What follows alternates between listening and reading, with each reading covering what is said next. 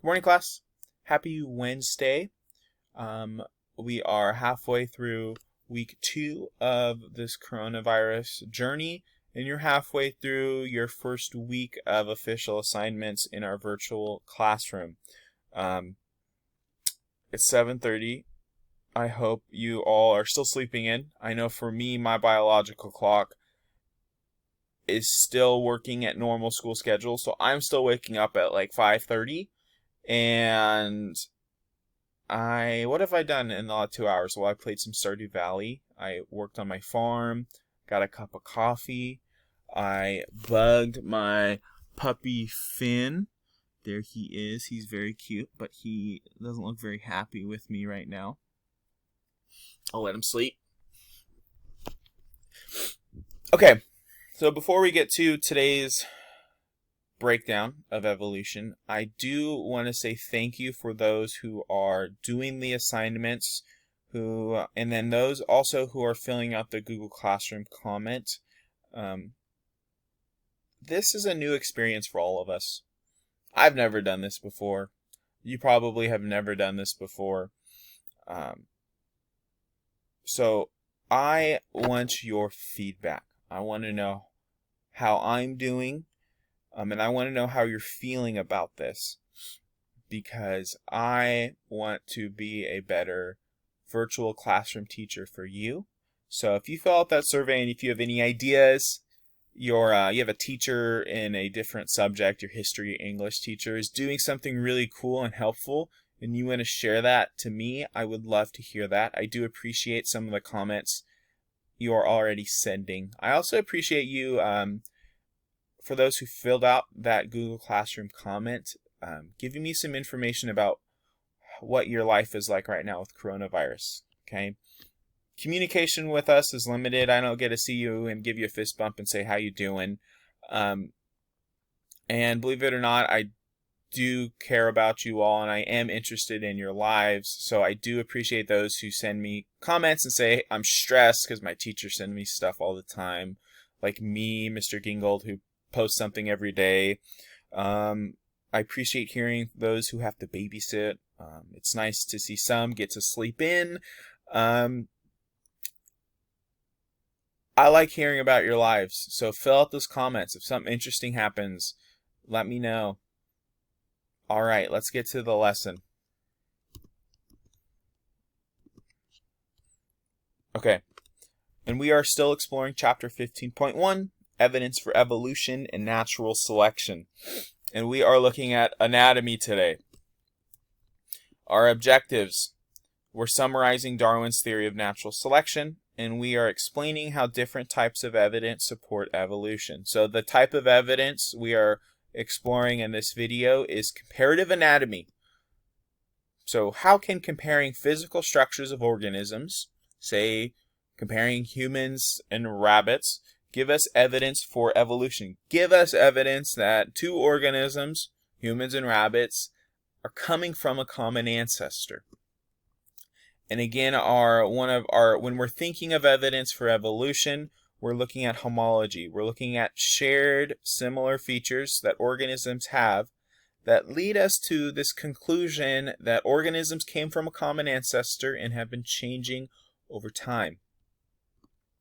And the key idea in this video are homologous structures. When we compare anatomy, we are looking at homologous structures. So these are structures that are similar in structure. They may or may not have similar functions. Some do, some don't. They give us evidence that an organism comes from a common ancestor. And when we break down the word homo and logous, we get same proportion. We combine them together. Homologous structures are structures that have the same proportion, the same form. Let's look at some examples. So first we'll look at bipedal primates. It's us. And so here's humans, Homo sapiens. And 4 now extinct bipedal primates. And if you look at every single part of the skull, you see homologous structures all over the place. The mandible, the maxilla, the teeth, the orbital bones, the nose, and the skull. The overall structure is about the same. Now there might be little tweaks and little differences, but overall there is homology. There are these similar structures. And in this case, the function's the same. Now let's look at another example. Humans and gorillas now. You see lots of homologous structures, the skull, the spine, the rib cage, the pelvis. And in some cases, these homologous structures look nearly identical. If you look at the femur, it looks real identical. Ours might be a little longer and thinner than a gorilla's, but it looks about the same, and it does the same thing. It helps us walk, it helps us move around. But our pelvis is different. The gorilla is a little more stretched out. Ours is a little thinner and wider and more rounded. And the skulls are different as well. But you can see the similarities. Overall, same form with the skull, even though a gorilla skull looks quite a bit different. The overall pattern and the overall structure is the same. The maxilla and mandible and teeth are in the same spot below the eyes, which are also below this skull, this area that's encasing the brain. And they're all doing the same thing. Eating, chewing, seeing, protecting the brains. Now, if we compare humans to some less similar examples, we have horses and cats and bats and birds and whales, and we're looking at our forelimbs. So, at first glance, structurally, whoa, we're getting different. Okay, humans and bats looks crazy different. Okay, horses and humans, no, not similar at all. But you take a moment and you take it all in and you look at patterns, you look at proportions, you look at overall forms. You see lots of similarities. Well, to start, this humerus is, they all have a humerus. They all have a radius. They all have carpals. They all have phalanges. So the pattern of bones are the same. And some are more similar than others. Now, our fingers are much more similar to cats than to horses or birds. Our radius and ulna are much more similar to cats than to whales. Okay, and our humerus is more similar to cats and horses than to birds and bats. Even though, and then the functions, quite different. We use ours to grasp onto things, whereas whales use their forelimbs as fins, bats and birds use them as wings, horses use them to run on, cats kind of like us. Let's look at another homologous structure. Let's get away from humans. Let's look at something a little more different. Plants. So homologous structure are leaves. Now normally leaves, most of the time leaves are used for photosynthesis as little solar panels to capture light and convert to chemical energy. But some plants use those leaves for offense, to capture and to catch insects, to use them as fertilizer. Some use their leaves as flowers to attract pollinators. Some use it for defense, to block organisms from eating their juicy flesh. And if you look in the fossil record too, homologous structures are seen. Now with horses, I look at the fingers, and as I look at the homologous finger structures, I get a picture of how that organism has changed over time. So when I combine comparative anatomy and the fossil record, I start to get a picture of what evolution could have looked like, how that organism changed over time from a common ancestor. And so when I look at this ancestral species of horse, it gives me a little more evidence that that horse came from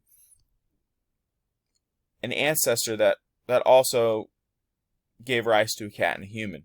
Because those finger structures look a whole lot more similar to humans and cats than modern horses do.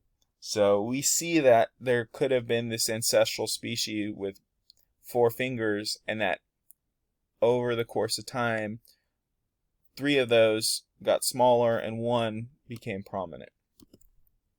Now, the conclusion we make with homologous structures is that these modern organisms today, sharing homologous structures, inherited them from a common ancestor. So for tetrapods, for those limbs, there was an ancestor that had the humerus, the radius, the ulna, the carpals, and the phalanges. And that over the course of time, that changed and modified based off the environment, based on different adaptations to create the different forms we see today. Now, in some cases, that change could lead to something that is not useful. For us, our tailbone, our coccyx, it doesn't do anything. This type of homologous structure is called the vestigial structure. So these are homologous structures that are non-functional. They have reduced function, but it gives us evidence that it came from an ancestral species that once had use of it. Okay, and it resembles functional structures in other organisms. So if we look at the pelvis in a whale, we call this a vestigial structure because it doesn't do anything. But it tells us that whales have ancestors that had 4 limbs, that were tetrapods like us. So even though today most mammals have 4 legs, whales don't, that vestigial pelvis gives us evidence that they came from a mammalian ancestor that had 4 limbs, and that over the course of time it just lost the function of 2 of those limbs. The same with snakes, right? Snakes are reptiles. Most reptiles have 4 legs. Snakes are an exception, except when you look closely, you do see reduced limbs. They're just tiny in structure, okay, and they barely stick out, and you can see them in snakes. You have to look closely, but they're there. And so these vestigial homologous structures are similar to the legs in other reptiles. So it gives us evidence that snakes came from an ancestral reptile that had 4 legs. And likewise with us, our appendix, we take it out, we get appendicitis, we're okay, we can still digest food just fine.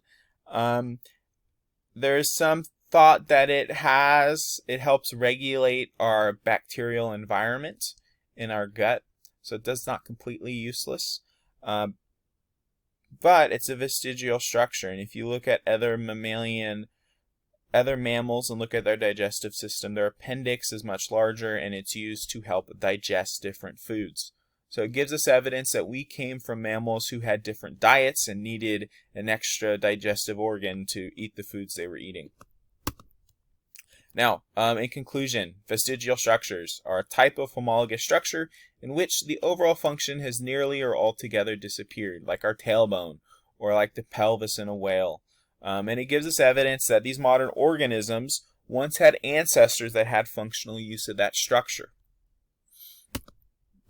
And so for us, our tailbone gives us evidence that we came from primates that have tails. And over time, we lost the function of it.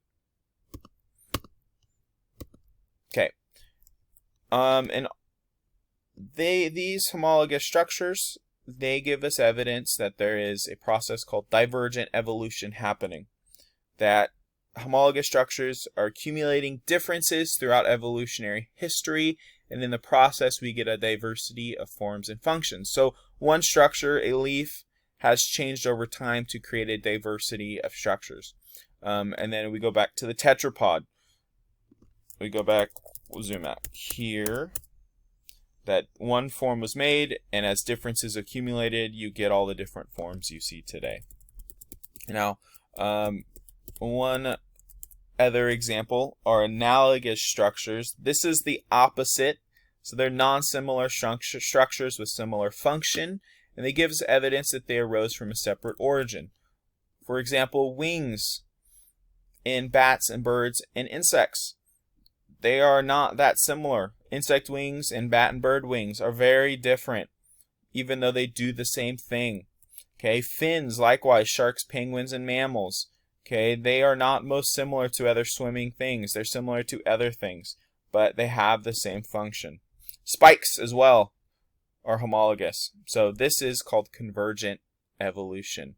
And I am running out of time on Screen-O-Matic, so see ya!